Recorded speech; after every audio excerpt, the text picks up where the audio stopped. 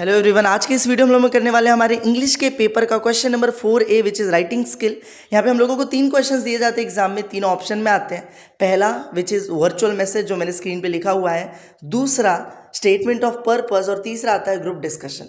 अगर मैं statement of purpose को देखूँ तो बहुत ज़्यादा लिखना पड़ता है उसमें, और तुम्हें पता है तुम जितना ज़्यादा लिखोगे ग्रामेटिकल मिस्टेक्स के जो चांसेस है उतने ज़्यादा बढ़ जाते हैं। उतना ज़्यादा चांस होगा कि तुम्हारा सेंटेंस फॉर्मेशन गलत हो जाएगा, उतना ज़्यादा तुम्हें सोचना पड़ेगा, उतना ज़्यादा टाइम कंज्यूम करना पड़ेगा।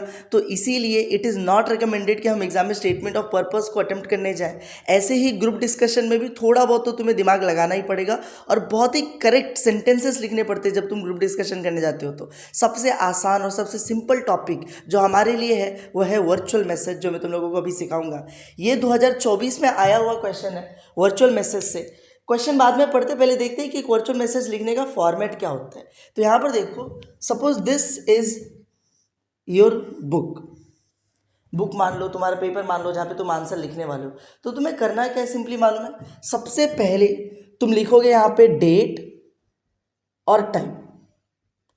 डायरेक्टली हम आंसर लिखते हैं, हम क्वेश्चन नहीं लिखते, हम लिखेंगे डेट और टाइम, एक लाइन में वो आ गया। उसके जस्ट नेक्स्ट लाइन में हम लिखने वाले हैं रिसीवर का नाम।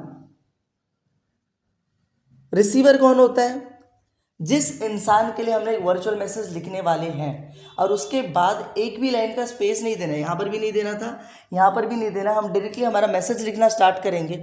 अब पूरा का पूरा जो मैसेज है वो कंप्लीट करने के बाद, सपोज मैंने यहाँ पे मैसेज लिख दिया, और ये मैसेज कितना बड़ा होता है तो हम लोग बाद में देखेंगे, लेकिन एक बार मैसेज हमारा कंप्लीट हुआ, उसके जस्ट नेक्स्ट लाइन में एक भी लाइन का स्पेस नहीं देना है। मुझे यहाँ पर लिखना है सेंडर्स नेम, यानी कि उस इंसान का नाम जिसने ये मैसेज भेजा है, जिसने मैसेज लिखा हुआ है। ठीक है, तो हम लोग 2024 का जो क्वेश्चन है सामने मैंने लिखा है, इसको एक बार सॉल्व करते हैं इसी फॉर्मेट के साथ। तुम्हें चाहिए तो तुम इसका स्क्रीनशॉट लेके रख लो।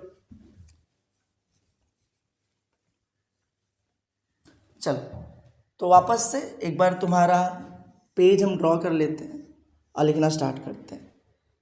तो अगर ये क्वेश्चन तुम्हें एग्जाम में आया होता तो तुम क्या करते? पहले क्वेश्चन को रीड करते हैं।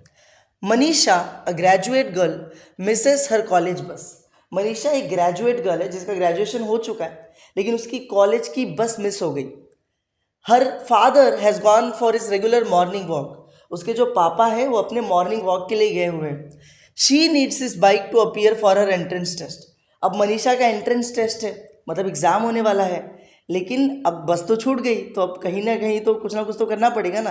तो अब उसको क्या चाहिए? अपने पापा की बाइक चाहिए। She needs his bike. अब उसको पापा की बाइक चाहिए एग्ज़ाम देने के लिए, जाने के लिए। Draft a virtual message in about 50 words that she would write to her father. अब पापा तो घर पे है नहीं, मनीषा बाइक लेके चली जाएगी, पापा घर पे आएंगे, पापा को लगेगा अरे मनीषा तो बस से गई है, तो बाइक कहाँ पे गई? अरे बाइक चोरी हो गई। पापा जाएंगे कंप्लेंट लिखाएंगे।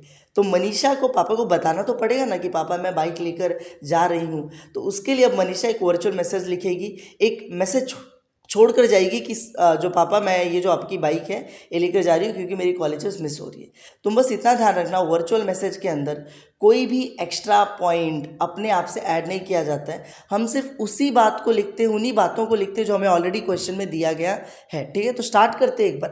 पहले मुझे डेट और टाइम लिखना है, तो क्वेश्चन में कहीं डेट नहीं लिख कर दिया, तुम अपनी मर्जी से कोई भी डेट डाल दो। आज डेट है 9 फरवरी, तो मैं यहाँ पे लिख देता हूँ इट इज़ 9 Feb। बस इतना तुमने लिख दिया, बहुत है।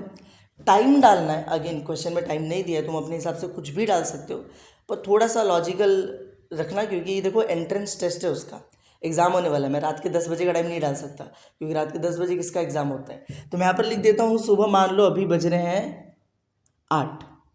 तो मैंने यहाँ पे डेट डाल दिया, टाइम डाल दिया, एक लाइन में मेरा काम हो गया।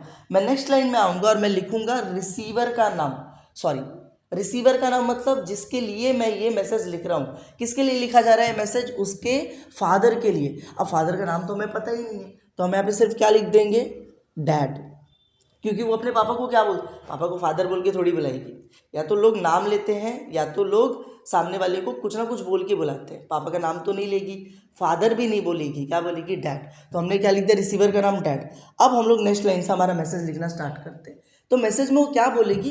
सारी बातें जो जो पॉइंट्स क्वेश्चन में दिए गए थे। क्या क्या दिया था? सबसे पहला कि उसका कॉलेज बस मिस हो गया, ये बताना पड़ेगा।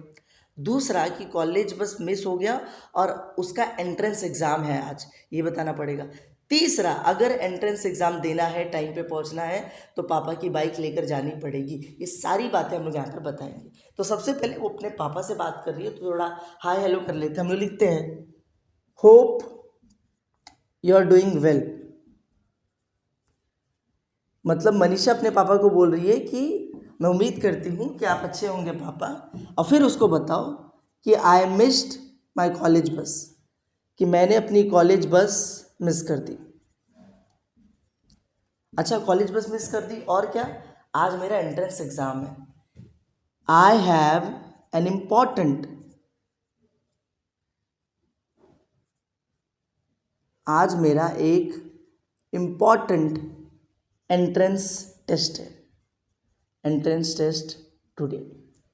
ठीक है, हमने दो बातें बता दी, कॉलेज बस मिस हो चुकी है, आज बहुत इंपॉर्टेंट एंट्रेंस एग्ज़ाम है। अब उसके बाद उसको बताना है कि क्योंकि मेरे पास कोई और मोड ऑफ कम्युनिकेशन नहीं है, यहाँ पर मोड ऑफ ट्रांसपोर्टेशन नहीं है, तो मुझे क्या करना पड़ेगा, आपकी बाइक लेकर जाना पड़ेगा। तो हम यहाँ पे लिख देते हैं कि आई नीड योर बाइक, मुझे चाहिए आपकी बाइक, नीड यानी ज़रूरत है मुझे आपकी बाइक की, to reach college on time, ताकि मैं टाइम पे कॉलेज पहुंच पाऊँ। ठीक है, तो अब मनीषा अपने पापा को बोलेगी कि मैं आपकी बाइक लेकर जा रही हूँ, लेकिन हाँ, लेकर जा रही हूँ तो और भी कुछ चीज़ें बोलनी पड़ेगी। पहली चीज़ कि मैं ध्यान से चलाऊंगी बाइक को, और दूसरी चीज़ कि मैं समय रहते, एक टाइम बताना पड़ेगा ना कि कब तक बाइक लेकर वापस आ जाऊंगी। पापा को पता तो होना चाहिए कि बाइक गई है तो आने वाली कब है। तो हम लोग लिखेंगे I will take care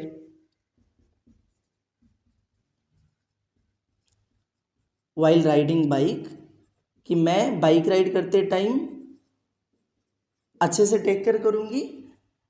I will return